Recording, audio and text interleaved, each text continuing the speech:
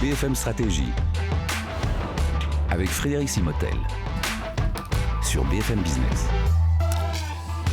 Bienvenue dans cette nouvelle session BFM Stratégie. On va parler de santé et de climat. Si vous avez suivi la COP 2020, en 2023, vous avez peut-être pu voir qu'il y avait eu l'adoption d'une déclaration pour faire face au poids du changement climatique sur les systèmes de santé.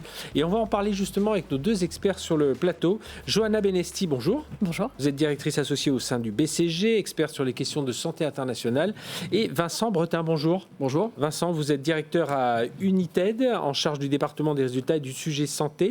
Alors United, c'est une organisation mondiale de santé créée en 2006 et en gros votre objectif c'est d'assurer que les nouveaux produits de santé soient disponibles, abordables dans les pays à revenus faibles et intermédiaires, voire que tout le monde puisse bénéficier de l'ensemble de ces médicaments.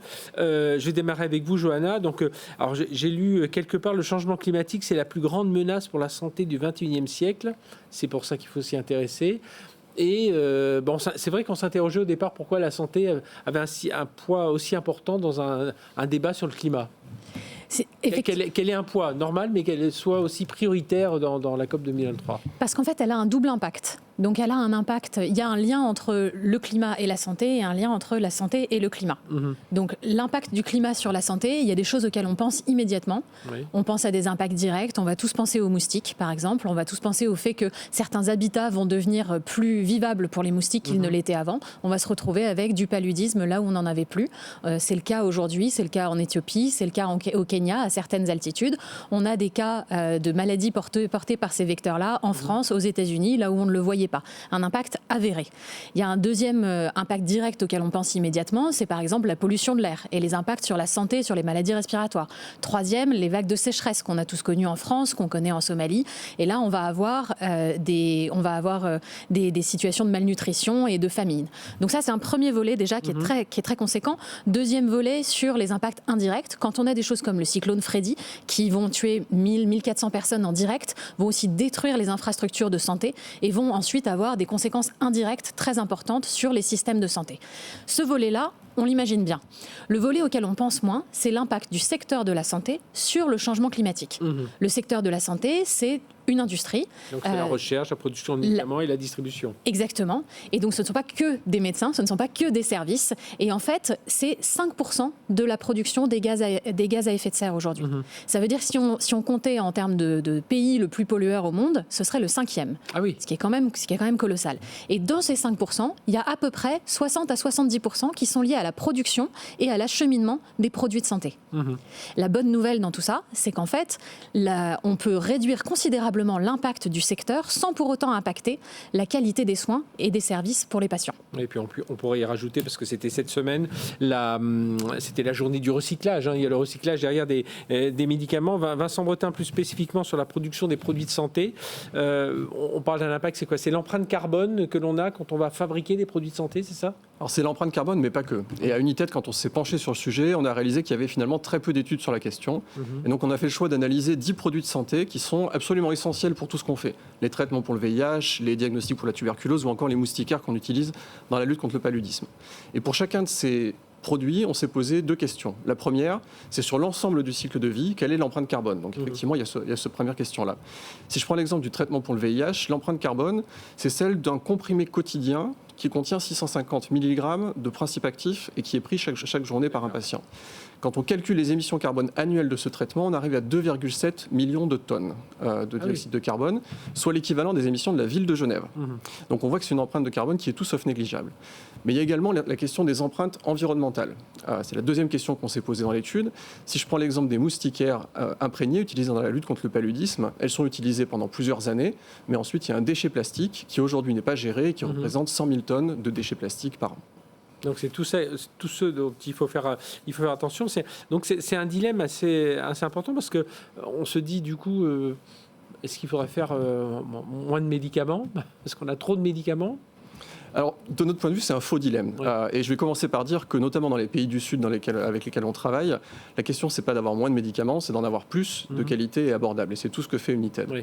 La question qu'on se pose, c'est plutôt comment ces médicaments et ces produits de santé en général sont conçus, sont fabriqués, sont distribués de manière à minimiser leur empreinte environnementale. Si je reprends mon exemple du traitement pour le VIH, c'est un traitement qui pourrait, d'après notre étude, être fabriqué avec 40% d'émissions CO2 en moins si on optimisait le processus de fabrication, et cela sans augmenter le coût de production. C'est-à-dire si on faisait un peu comme dans l'alimentation, du circuit court, des choses comme ça Alors là, on parle plutôt de la synthèse chimique, donc vraiment ce qui se passe dans les usines. Là, c'est vraiment la production. Parce que les émissions sont essentiellement là quand on parle des médicaments. Et les usines, les processus de fabrication chimique pourraient être optimisés en termes de mix énergétique, en termes de processus, en termes d'utilisation des solvants, en termes de chimie verte, pour réduire ces émissions. Et les producteurs, enfin ces chimistes, ils travaillent dessus quand même depuis un moment pour essayer de réduire, ou selon vous, pas assez? Selon nous, pas assez. Alors il faut aussi savoir que les producteurs, ils sont contraints par la réglementation. Oui, bien sûr. Oui. Donc une fois qu'un dossier a été enregistré auprès d'une autorité de santé, le changer nécessite des démarches administratives. Donc il n'y a pas forcément les incitations aujourd'hui pour optimiser de manière continue la fabrication d'un médicament. Et après, j'imagine qu'il y a tout l'impact aussi sur la chaîne logistique, sur cette partie-là. Alors ça, c'est l'autre volet qui effectivement est très important, qu'on a aussi regardé dans l'étude, qui est la question de l'impact du changement climatique sur les chaînes d'approvisionnement. Et je vais prendre un exemple pour l'illustrer, celui du traitement antipaludéen, le plus utilisé aujourd'hui, 400 millions de traitements par an. C'est un traitement dont le parcours commence en Chine, avec une plante qui est cultivée pour en tirer un des principes actifs. C'est une plante comme toute plante qui est sensible aux variations climatiques et dont le rendement peut diminuer si on a une situation de sécheresse ou de forte chaleur.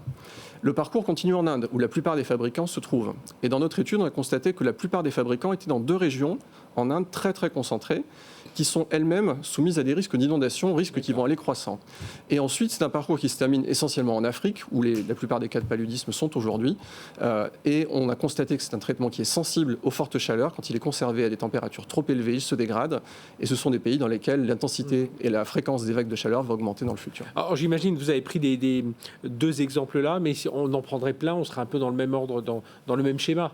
Alors on serait dans le même schéma, les ordres de grandeur sont un peu différents, les sensibilités sont un petit peu différentes, tous les produits ne sont pas sensibles à la chaleur, par exemple, de la même manière, les chaînes d'approvisionnement ne sont pas toutes équivalentes, mais en gros, on tombe sur les mêmes mécanismes et le même type d'empreinte. Les médicaments, essentiellement, c'est le principe actif qui constitue les émissions, et dans les diagnostics, c'est plutôt la matière première.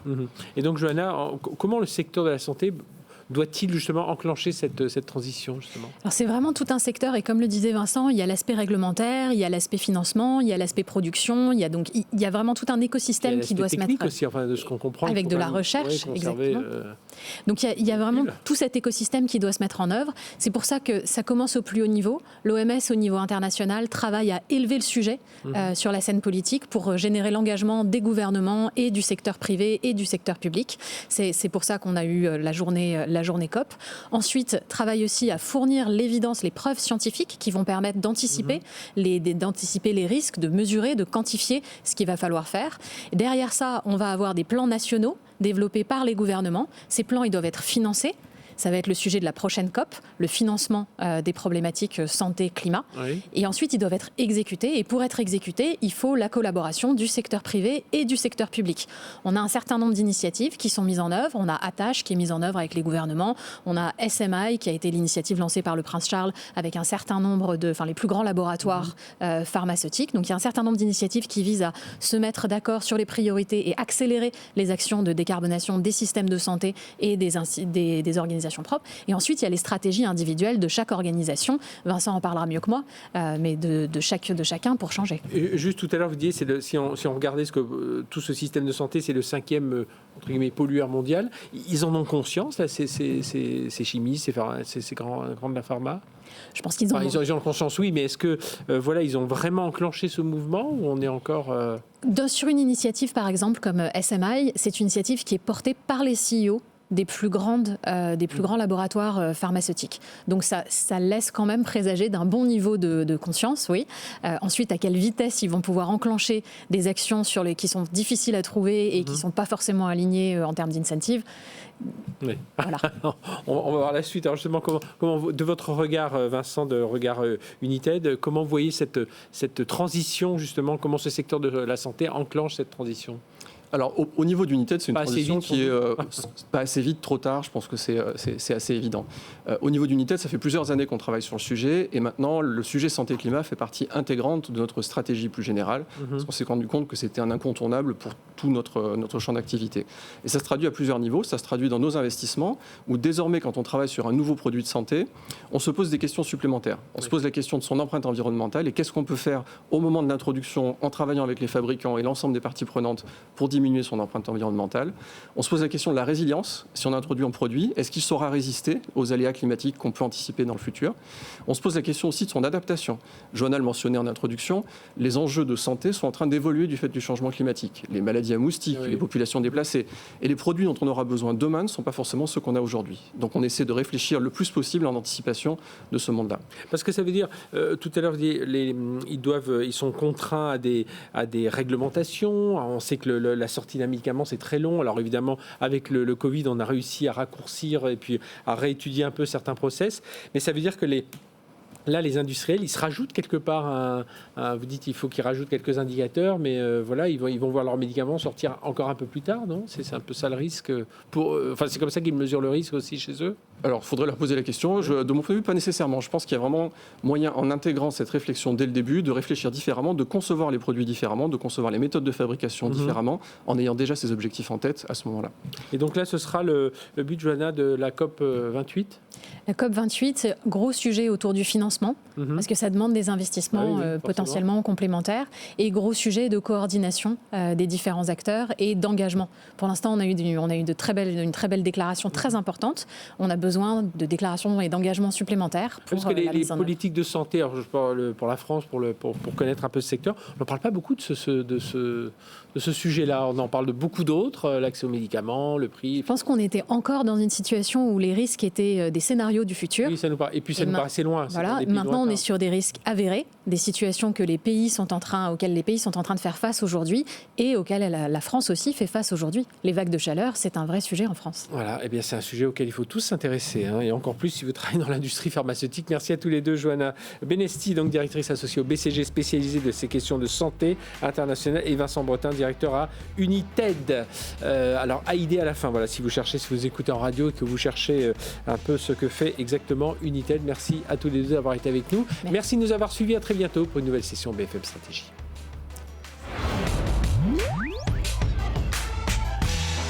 BFM Stratégie sur BFM Business.